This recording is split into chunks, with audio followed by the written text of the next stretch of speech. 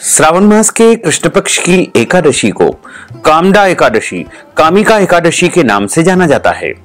इस बार एकादशी तिथि का प्रारंभ 20 जुलाई 2025 रविवार के दिन दोपहर 12:12 से हो जाएगा, जो कि 21 जुलाई 2025 सोमवार को दिन में 9:38 पर एकादशी तिथि समाप्त हो जाएगी। अतः द्वादशी युक्त शुद्ध हरिवासर सूर्योदय व्यापिनी जो एकादशी रहेगी वो 21 जुलाई 2025 सोमवार के दिन ही रहेगी। सभी भक्तजनों, माताओं, बहनों, वैष्णव जनों को एकादशी का व्रत 21 जुलाई 2025 सोमवार के दिन ही रखना है। और इस एकादशी व्रत का पारणा का अर्थ होता है व्रत खोलने का दिन या व्रत खोलने का समय, जो कि 22 जुलाई 2025 मंगलवार की सुबह 5:50 से लेकर के 7:50 तक एकादशी व्रत का पारणा कर लेना चाहिए, यानी व्रत को खोल लेना चाहिए। यदि पारणा वाले दिन कोई और व्रत करना है, जैसे इस बार प्रदोष का व्रत है, मंगलवार के दिन प्रदोष आ रही है, भौम प्रदोष का व्रत रखेंगे, तो आपको इस दिन फल या जल या फलाहारी वस्तु से पारणा करना चाहिए। यदि आप मंगला गौरी का व्रत करते हैं तो भी आपको व्रत का पारणा जल, फल या फलाहारी वस्तु से या ड्राई फ्रूट्स के माध्यम से करना चाहिए। जो भक्तजन, माताएं, बहनें एकादशी का व्रत करते हैं उनको दशमी तिथि से लेकर के द्वादशी तक कुछ महत्वपूर्ण नियमों का पालन श्रद्धा पूर्वक करना चाहिए। जितना हो सके उतने नियमों का पालन करें, लेकिन यदि आप पूरे श्रद्धा, भक्ति और विश्वास के साथ में एकादशी का व्रत करेंगे, संपूर्ण पुण्य को प्राप्त कर सकेंगे। इस बार दशमी तिथि के सभी नियमों का पालन 20 जुलाई 2025 रविवार को करना है और 21 जुलाई 2025 सोमवार को एकादशी का व्रत रहेगा तथा 22 जुलाई 2025 मंगलवार को सुबह 5:50 से लेकर के 7:50 तक व्रत का पारणा करना होगा, यानी व्रत को खोलना होगा। साथ ही जो भक्तजन, माताएं, बहनें एकादशी का व्रत करते हैं उनको ब्राह्मण देवता के मुखारविंद से ही कथा का श्रवण करना चाहिए, क्योंकि ब्रह्म वाक्य जनार्दन। तो हम आपके लिए एकादशी व्रत कथा प्रस्तुत करेंगे, उसको आप जरूर सुनिएगा और सुनने के बाद अधिक से अधिक लोगों को शेयर भी कर दीजिएगा। विष्णु एकादशी गीता तुलसी विप्रोधे नवः असारे दुर्ग संसारे षटपदी मुक्तिदायिनी। भगवान श्री हरि विष्णु जी का पूजन करना, एकादशी का व्रत रखना, गीता जी का पाठ करना, तुलसी जी का पूजन एवं दर्शन करना, ब्राह्मण देवताओं की सेवा करना, उनको दान करना, उनको भोजन करवाना तथा गौ माता की रक्षा एवं सेवा करना, ये 6 कार्य इस कठिन संसार सागर को पार करने हेतु मुक्तिदायक बताए गए हैं। पूरे एक वर्ष में 24 एकादशी आती है, लेकिन जिस साल अधिक मास या पुरुषोत्तम मास आता है उस साल 2 एकादशी आती है, यानी कुल मिलाकर के उस वर्ष 26 एकादशी आती है।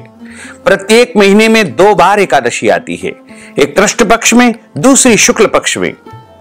दोनों ही एकादशियों का भिन्न भिन्न महत्व हमारे धर्म ग्रंथों तथा पुराणों में बताया हुआ है। एकादशी का व्रत सबसे पवित्र व्रत है और जितने भी प्रकार के व्रत होते हैं उनमें सबसे बड़ा व्रत यदि कोई है तो वो एकादशी का व्रत है। भगवान श्री हरि लक्ष्मी नारायण जी का सबसे परम प्रिय व्रत एकादशी का व्रत है और एकादशी का व्रत करने से मनुष्यों के, प्राणियों के कई जन्मों के, करोड़ों जन्मों के पाप जड़ से नष्ट हो जाते हैं तथा उनके पुण्यों का उदय होता है। जब मनुष्य के जन्म जन्मांतर के पाप नष्ट हो जाते हैं तभी उन्हें सांसारिक और भौतिक सुखों की प्राप्ति होती है।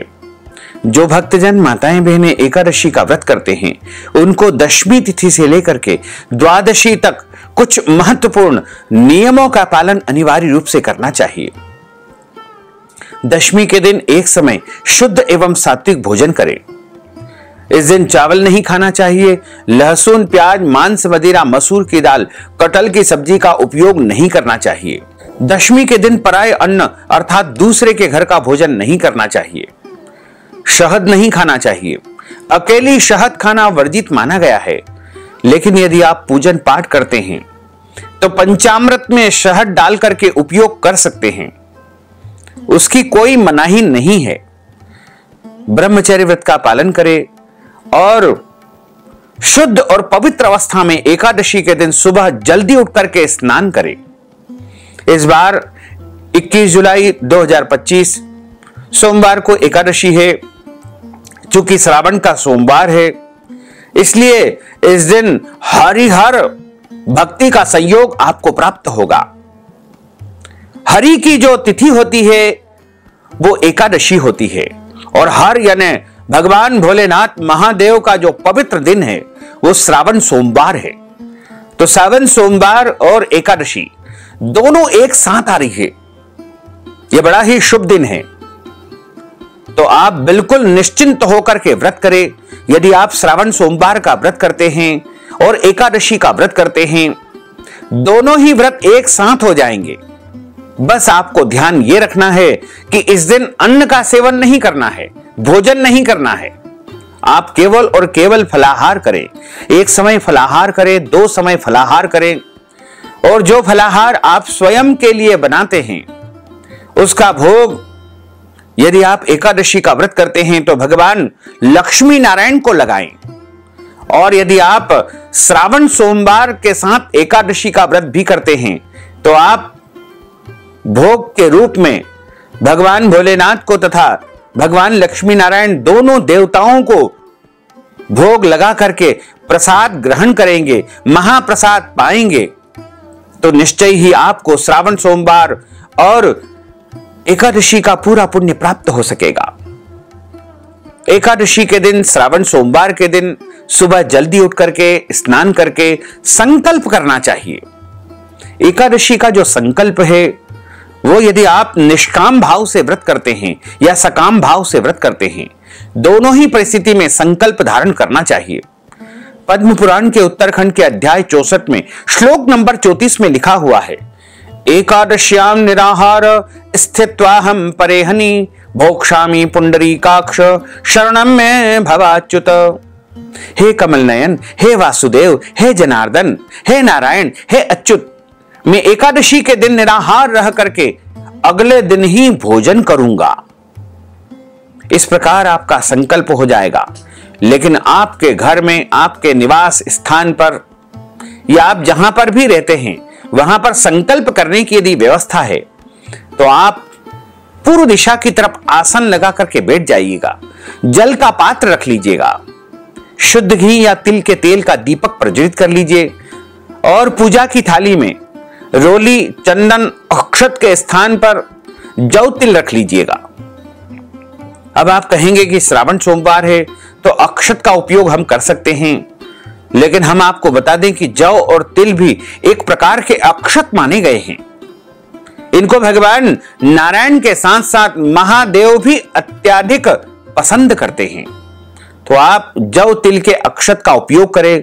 एक सुपारी रखें, पीला पुष्प रखें, कुछ दक्षिणा रखें, और संकल्प की जो मुद्रा होती है वो इस प्रकार करके, इन हाथ को इस प्रकार रख करके, और आप बोलिएगा ओम विष्णुवे नमः, ओम विष्णुवे नमः, ओम विष्णुवे नमः।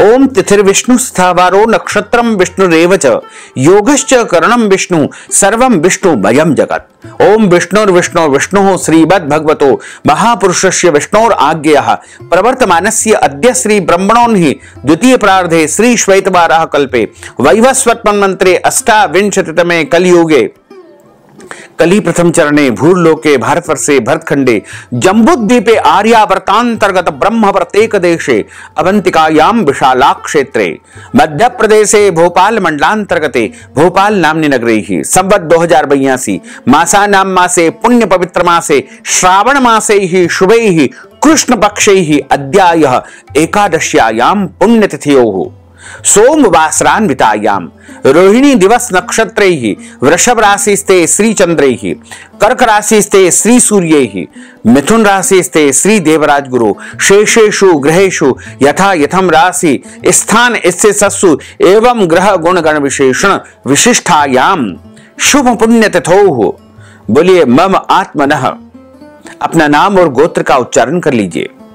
श्रुति स्मृति पुराणोक्त वेदोक्त फल प्राप्त्यर्थम संकल्पित कामना संसिद्ध्यर्थम लोके सभायाम राजद्वारे व्यापारे कृषि कार्ये सेवा कार्ये यश विजय लाभादि प्राप्त्यर्थम मम इह जन्मनि जन्मांतरे वा सकल दुरितोपशमनार्थम आदिदेविक आदिभौतिक आध्यात्मिक त्रिविध तापोपशमनार्थम वात पित्त कफ जन दोष परिहारार्थम आदित्याद्यावाहित नवग्रह देवताः प्रसन्नार्थम कुल देवताः प्रसन्नार्थम सर्व देवताः प्रसन्नार्थम पितृदेवताः प्रसन्नार्थम अष्टविध लक्ष्मी प्राप्त्यर्थम सर्वविध लक्ष्मी प्राप्त्यर्थम अप्राप्त लक्ष्मी प्राप्त्यर्थम प्राप्त लक्ष्म्योश्च चिरकाल संरक्षणार्थम सकल मनोचित कामना संसिद्ध्यर्थम अद्य दिवसे ही कामिका एकादश्यायाम कामना एकादश्यायाम व्रत कर्माहम करिष्ये। संकल्प प्रभु को समर्पित करने के बाद हाथ जोड़ करके प्रार्थना करें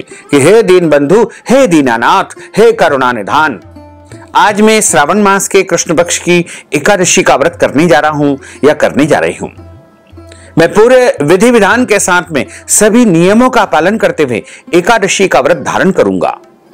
यदि मेरे द्वारा जाने में अनजाने में कोई भी त्रुटि हो जाए, गलती हो जाए, तो आप अबोध बालक जान करके मुझे क्षमादान अवश्य ही प्रदान कर देना। इस प्रकार आपका एकादशी का व्रत आरंभ हो जाएगा। जब हम व्रत का आरंभ करते हैं उस दिन सूर्य भगवान को अर्घ्य यानी जल प्रदान करें, माता पिता को, गुरुजनों को, पूज्य पुरुषों को प्रणाम करें, तुलसी जी का पूजन करें, गौ माता का पूजन करें। इस दिन किसी भी मनुष्य को, किसी भी प्राणी को अन्न का सेवन नहीं करना चाहिए, केवल और केवल फलाहार करना चाहिए। सर्वोत्तम फलाहार दूध एवं फल बताया गया है। क्योंकि श्रावण महीने में दूध वर्जित माना गया है, इसलिए आप दूध से बनी मिठाई का उपयोग कर सकते हैं और सभी प्रकार के फलों का उपयोग कर सकते हैं। इसके अलावा ड्राई फ्रूट्स यानी सूखा मेवा, साबूदाना, मूंगफली दाना, आलू और अन्य प्रकार के जो भी शुद्ध और सात्विक फलाहार होते हैं उनका उपयोग आप एकादशी व्रत में कर सकते हैं। सादे नमक का उपयोग बिल्कुल न करें तथा हल्दी का उपयोग फलाहार में नहीं करना चाहिए। पूजन पाठ में हल्दी का उपयोग करेंगे कोई दोष नहीं रहेगा। और एकादशी के दिन झूठ नहीं बोले, क्रोध न करें, लड़ाई झगड़ा वाद विवाद बिल्कुल न करें तथा किसी भी प्राणी का, किसी भी जीव का, किसी भी मनुष्य का अपमान या अनादर बिल्कुल न करें। ब्रह्मचर्य व्रत का पालन करना चाहिए। दाढ़ी कटिंग या शेविंग नहीं करवाएं और इस दिन में यथासंभव नहीं सोए। यदि किसी कारणवश आपको दिन में सोना पड़े तो आप स्नान करके शाम के समय पूजा अर्चना करें तथा रात्रि में जितना हो सके जागरण करें। पूजन पाठ करके ब्राह्मण देवता के मुख से ही एकादशी व्रत कथा श्रवण करना चाहिए, क्योंकि ब्रह्म वाक्य जनार्दन। जब हम एकादशी व्रत कथा ब्राह्मण देवता के मुख से सुनते हैं तो हमको साक्षात नारायण के श्री मुखारविंद से कथा सुनने का पुण्य प्राप्त होता है और कथा सुनने के बाद उनको श्रद्धापूर्वक दक्षिणा प्रदान करना चाहिए। चाहे एकादशी तिथि समाप्त हो जाए फिर भी आपको एकादशी के सभी नियमों का पालन करना है और अगले दिन शुभ मुहूर्त में ही एकादशी व्रत का पालना करना चाहिए। इस बार कामिका एकादशी का व्रत 21 जुलाई 2025 सोमवार को है। इसी दिन सभी को व्रत रखना होगा। तो भक्तजनों, माताओं, बहनों, हमने जो ज्ञानवर्धक जानकारी आपको प्रदान की है इसको आप अधिक से अधिक लोगों को शेयर करिएगा, लाइक करिएगा, कमेंट करिएगा और यदि अभी तक आपने सब्सक्राइब नहीं किया है तो अभी और इसी समय सब्सक्राइब कर लीजिए ताकि इसी प्रकार की ज्ञानवर्धक वीडियो आपको सबसे पहले प्राप्त हो सके। आपको और आपके पूरे परिवार को सादर जय श्री कृष्ण, सादर धन्यवाद।